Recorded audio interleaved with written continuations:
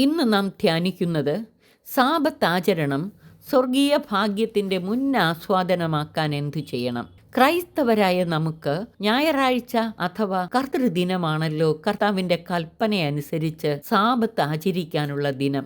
നാം ഞായറാഴ്ചകളും കടമുള്ള ദിവസങ്ങളും എങ്ങനെയാണ് ആചരിക്കുന്നത്? നമുക്ക് വലിയ സ്വർഗീയ ആനന്ദം പകരുന്ന ദിനങ്ങളാണോ ഞായറാഴ്ചകളും കടമുള്ള തിരുനാളുകളും? എങ്ങനെ നമുക്ക് സാബത്ത് ആചരണം സ്വർഗീയ ആനന്ദം പകരുന്ന സൗഭാഗ്യത്തിൻ്റെ മുൻ ആസ്വാദനമാക്കി മാറ്റാം? ഇതിന് 3 കാര്യങ്ങൾ ചെയ്യണം. ഒന്ന്, വ്യക്തിപരമായും കുടുംബാംഗങ്ങൾ ഒരുമിച്ചും ഇടവക കൂട്ടായ്മകളിലും ദൈവവചനം വായിച്ച് ധ്യാനിക്കാനും പ്രാർത്ഥിക്കാനും അങ്ങനെ കർത്താവിനോടൊത്തായിരിക്കാനും കൂടുതൽ സമയം കണ്ടെത്തുക. 2, പ്രാർത്ഥിച്ചും തിരുവചനം വായിച്ച് ധ്യാനിച്ചൊരുങ്ങിയും നല്ല ഒരുക്കത്തോടെ പരിശുദ്ധ കുർബാനയിലും ദിവ്യ കർമ്മങ്ങളിലും പങ്കുചേരുക.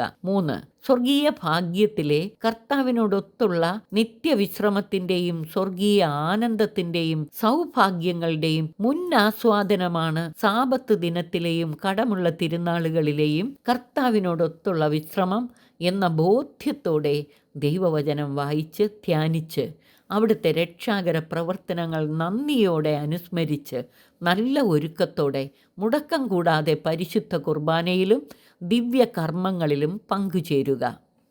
ഈ 3 കാര്യങ്ങൾ മുടക്കം കൂടാതെ ചെയ്യുന്നതോടൊപ്പം താഴെ പറയുന്ന 3 കാര്യങ്ങൾ നമ്മുടെ ജീവിതത്തിൽ സംഭവിക്കാതിരിക്കാനും നാം ശ്രദ്ധിക്കണം.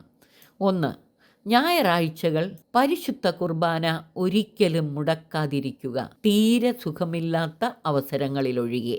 ദൈവത്തെ ധിക്കരിച്ച് അനുസരണക്കേട് കാണിച്ച് നടന്ന് ദൈവകോപം വരുത്തി വയ്ക്കരുത്. 2, കുർബാനകളും ദിവ്യ കർമ്മങ്ങളും കേവലം ചടങ്ങിനു വേണ്ടിയുള്ള അനുഷ്ഠാനങ്ങളാക്കി മാറ്റരുത്. 3, ആത്മീയ കാര്യങ്ങളും സാബത്ത് ആചരണവും നിസ്സാരമായി കരുതരുത്. പുറപ്പാട് പുസ്തകം 20:8 മുതൽ 11 വരെയുള്ള വാക്യങ്ങൾ, എബ്രായർക്ക് എഴുതിയ ലേഖനം 4:3 മുതൽ 16 വരെയുള്ള വാക്യങ്ങൾ, സംഖ്യാപുസ്തകം 14 അധ്യായം 28 മുതൽ 30 വരെയുള്ള വാക്യങ്ങൾ എന്നീ ഭാഗങ്ങൾ ഇടയ്ക്കിടെ വായിച്ച് ധ്യാനിക്കുക. അങ്ങനെ സാബത്ത് ആചരണത്തിൻ്റെ ഗൗരവത്വം മനസ്സിലാക്കുക.